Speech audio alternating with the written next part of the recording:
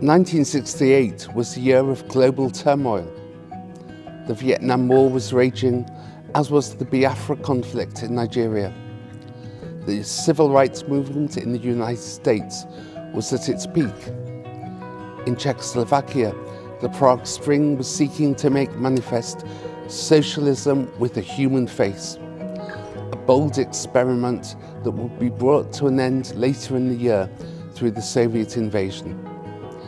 Youth were protesting on the streets, from Paris, Berlin and Frankfurt to Mexico City and Tokyo.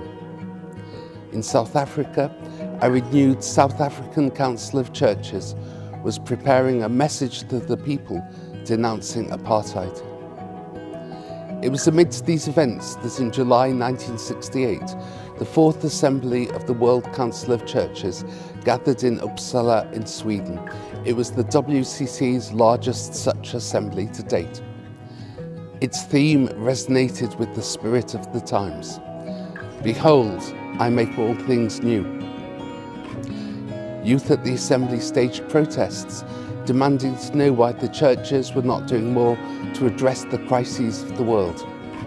The turmoil of the times was brought home to delegates by the killing in April 1968 of US civil rights leader, the Reverend Martin Luther King Jr. He had been invited to give the opening sermon at the assembly. In his absence, African-American novelist James Baldwin challenged the assembly. Christianity still has the power to move the world if it will, he said. It still has the power to change the structure of South Africa, to prevent the assassination of another Martin Luther King, to force my country to stop dropping bombs on Southeast Asia. It was the Uppsala Assembly that gave the decisive impetus for the creation of the World Council of Churches programme to combat racism. Over the next 2 decades, it would bring churches into the struggle against racism worldwide, and especially in Southern Africa.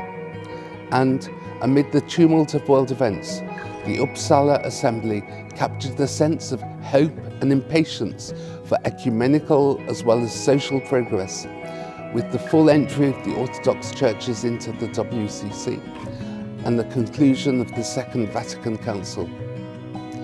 The issue of Roman Catholic membership of the WCC was raised, though eventually never came to pass. Still, in 1968, the Roman Catholic Church and the WCC created a joint committee on society, development and peace to respond to challenges on international development, and Roman Catholic representatives joined the WCC's Commission on Faith and Order as full members. One of them was Professor Joseph Ratzinger, who would later become Pope Benedict XVI.